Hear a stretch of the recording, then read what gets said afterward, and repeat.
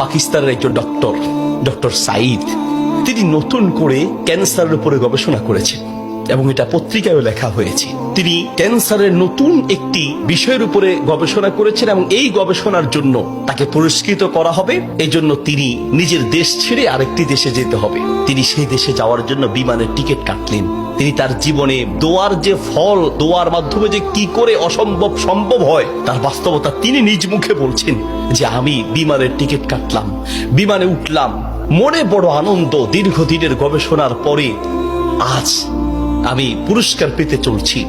বিমানে ওঠার পরে 1 ঘন্টা কোন রকম বিমান চলার পরেই আমাদেরকে পাইলট বলল যে আপনারা বেল শক্ত করে বাঁধেন, কারণ বিমানের যান্ত্রিক ত্রুটির কারণে সামনে আগাতে পারবে না। আশেপাশের যে কোনো একটা এয়ারপোর্টে আমরা সুযোগ পেলেই সেখানে ল্যান্ড করব। তিনি বললেন। কিছুক্ষণ পরেই বিমানটা ল্যান্ড করলো। আমি একেবারেই ভেঙে পড়লাম যে আহা, আমার বোধহয় যাওয়া হবে না। বিমান ল্যান্ড করার পর জিজ্ঞেস করলাম এটা কি যাবে? বলছে যে ত্রুটি, এটা আজকে যাবে না। তাড়াতাড়ি বলছেন যে আমি সেই বিমান বন্দরে বিমান থেকে নেমে চলে গেলাম ইমিগ্রেশন কাউন্টারে, গিয়ে বললাম যে আমি তো ওই জায়গায় যেতে চাই। পরবর্তী বিমান কখন? বলছে পরবর্তী বিমান কমপক্ষে 16 ঘন্টা পরে, আর এই বিমান যাওয়া সম্ভব নয়। তাহলে আমি কি করব? বলছে আপনি একটা কাজ করেন, যতদূর এসেছেন 3 থেকে 4 ঘন্টার মধ্যে আপনি পৌঁছাতে পারবেন যদি দ্রুত একটা প্রাইভেট কার নিতে পারেন। বলছে আমি তাড়াতাড়ি সেখান থেকে বের হয়ে ব্যাগটা হাতে নিয়ে দৌড়াতে দৌড়াতে এয়ারপোর্টের বাহিরে গিয়ে এক প্রাইভেট কার ঠিক করলাম।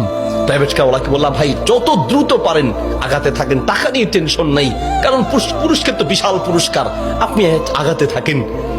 প্রাইভেট কার ড্রাইভার গাড়ি চালাচ্ছে তো চালাচ্ছে। তিনি বলেন মোটামুটি কিছুক্ষণ যাওয়ার পরে হঠাৎ বিশাল তুফান শুরু হলো।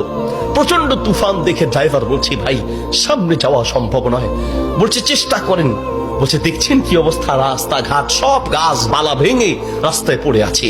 যখন তুফান আরো প্রচন্ড বাড়তে লাগলো আমি অবশেষে নিরাশ হয়ে বললাম যে জীবন বাঁচানো দরকার, পুরস্কার দিয়ে কি হবে, নিজেই যদি মরে যাই থাক, পুরস্কার চিন্তা নাই, সামনে যাওয়ার দরকার নেই। আশেপাশে বাড়ি ঘর দেখলেই কোন একটা বাড়ির সামনে গিয়ে দাঁড়ান, বাড়িতে গিয়ে অন্তত নিজের জীবনটা বাঁচাই। একটা ঘর দেখতে পেলেন, ড্রাইভার সেই ঘরের সামনে গিয়ে দাঁড়ালেন, দরজায় নক করলেন। একজন বুড়ো মহিলা বের হয়ে দরজা খুললেন। বলছে বুড়িমা আমরা মেহমান বিপদে পড়েছি, বাহিরে তুফান চলছে, একটু আশ্রয় চাই, কোনো পুরুষ থাকলে বলেন। বলছে ভিতরে চলে আসেন, কোনো পুরুষ আমার ঘরে নাই, তবে আপনারা বসেন, নিশ্চিন্ত থাকেন, আমি আপনাদের মেহমানদারির ব্যবস্থা করি। বলছে ঘরে পুরুষ নেই তো কোথায় গিয়েছে? বলছে কি বলবো দুঃখের কথা, কিছুদিন আগে আমার ছেলে এবং আমার স্বামী তো আগেই মারা গিয়েছেন, আর কিছুদিন আগে আমার ছেলে এবং ছেলের বৌমা দুইজন একসাথে অ্যাক্সিডেন্ট করে দুনিয়ার থেকে বিদায় হয়েছেন। বাড়িতে শুধু আমি আর আবার নাতিটা আছে। বলছে আপনারা বসেন, একটু মেহমানদারি ব্যবস্থা করি। মেহমানদারি হিসেবে কিছু খাবার দিয়ে ডক্টর সাইদের সামনে দিলেন, আর বুড়িমা তিনি নামাজে দাঁড়ালেন। নামাজ শেষের দিকেই তার নাতি হাউমাউ করে চিৎকার করে কান্না শুরু করলেন। প্রথম থেকে কাঁদছেন অল্প আস্তে আস্তে, পরে প্রচন্ড চিৎকার। ডক্টর সাইদ বলেন বুড়িমা আপনি কি করছেন, একটু নাতিটাকে নিয়ে আসেন, এইভাবে কাঁদছে কেন? পরে নাতিটাকে কোলে করে নিয়ে আসলেন। ডক্টর সাইদ জিজ্ঞেস করলেন যে তার চেহারা পুরো নীল হয়ে আছে, তার কারণটা কি, ওর কি রোগ হয়েছে? বলছে ডাক্তার সাহেব কি বলবো দুঃখের কথা, আল্লাহ আমাকে পরীক্ষা করছেন। আমার স্বামী তো অনেক আগেই দুনিয়া থেকে বিদায় হয়েছে, আমার সম্বল ছিল আমার ছেলে, সেই ছেলেটাকে আল্লাহ নিলেন, ছেলের বৌমাকেও নিয়ে গেলেন। আমার এই নাতিটা কোন রকমে আমার কাছে ছিল, তাই সে যায় নাই, এই জন্য অ্যাক্সিডেন্ট করে তারা মারা গিয়েছে, কিন্তু ছেলেটা রয়ে গেল। এখন এই ছেলেটার একটা কঠিন মারাত্মক ক্যান্সার হয়েছে, যার চিকিৎসা আমাদের দেশে সম্ভব নয়। ডাক্তার সাইদ বলছে আপনি কি দেখিয়েছেন? বলছে হ্যাঁ, এটা নতুন ধরনের ক্যান্সার, এলাকায় যাকেই দেখাই সবাই একই কথা, আমাদের পক্ষে সম্ভব নয়। তো ডাক্তাররা কি পরামর্শ দিয়েছে? বলছে পাকিস্তানে যেতে। পাকিস্তানে একজন ডাক্তারের নাম বলেছে, তিনি এই নতুন রোগের, এই নতুন ক্যান্সার উপরে তিনি গবেষণা করেছেন, তার কাছে গেলে নাকি ভালো হবে। ডাক্তারের নাম বলেছে? বলছে নাম তো বলেছে, কিন্তু ঠিকানা তো কিচ্ছু জানা নাই। কিন্তু আমার বিশ্বাস, আমি প্রত্যেক নামাজের পরে এবং সেজদায় গিয়ে আল্লাহর কাছে দোয়া করি, কারণ আমার বিশ্বাস মানুষের পক্ষে অসম্ভব হতে পারে, আল্লাহর পক্ষে অসম্ভব বলতে কিচ্ছু নাই। আল্লাহু আকবার। আমি প্রতিদিন নিয়মিত আল্লাহর কাছে দোয়া করি, মালিক আমি তো সেই ডাক্তার হসপিটাল কিচ্ছু চিনি না, আমার পক্ষে চেনা সম্ভব নয়, তার কোনো ঠিকানাও কারো জানা নাই। তিনি নাকি পাকিস্তানের ডাক্তার। বুড়িমা বলেন তো সেই ডাক্তারের নাম কি? বলছে সেই ডাক্তারের নাম নাকি ডক্টর সাইদ, নতুন করে তিনি নাকি এই ক্যান্সার উপরে গবেষণা করেছেন। বলছে বুড়িমা কসম করে বলেন তো ডাক্তার সাইদের সাথেই আপনাকে দেখা করতে বলেছে? মহিলা বলছে ভাই আপনি মেহমান মানুষ, আমি কেন আপনার কাছে মিথ্যা বলতে যাব?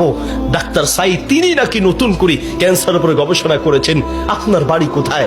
ডাক্তার সাইদ বলল বুড়িমা আমি আপনাকে কসম করতে বলেছি এই জন্য যে আমি বড় অবাক হয়েছি, আল্লাহ যে বান্দার দোয়া কিভাবে কবুল করেন, আল্লাহ যে মানুষের দোয়া কিভাবে কবুল করেন, আমি এখন বুঝতে পেরেছি কেন আমার বিমান নষ্ট হয়েছে, আমি এখন বুঝতে পেরেছি কেন আমি প্রাইভেট কারে উঠেছি, আমি এখন বুঝতে পেরেছি কেন তুফান শুরু হয়েছে, আমি এখন বুঝতে পেরেছি লক্ষ লক্ষ বাড়ি ঘর থাকতে কোথাও না গিয়ে আপনার বাড়িতে কেন এসেছি, আমি এখন বুঝতে পেরেছি আল্লাহ বান্দার দোয়া কিভাবে কবুল করে। বুড়িমা আপনি যেই ডাক্তার সাইদের জন্য দোয়া করছেন সেই ডাক্তার সাইদের কাছে পাকিস্তানে যেতে হবে না, টেনে টেনে তাকে আপনার বাড়িতে নিয়ে এসেছেন, আমি ডাক্তার সাইদ আপনার বাড়িতে উপস্থিত আছি। আল্লাহু আকবার।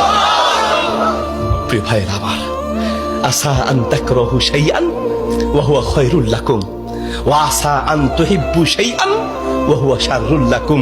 আল্লাহ বলে বান্দা শোনো, আমরা অনেক সময় দোয়া করতে গিয়ে আমরা অলসতা পেশ করি, অথবা অচেতন হয়ে যাই, অথবা দোয়া করার ক্ষেত্রে আমাদের ইয়াকিন থাকে না। কারণ হুজুর কত দোয়া করছি, কত বলছি আল্লাহর কাছে, কই না হুজুর আল্লাহ তো শুনে নেই, ঠিক না?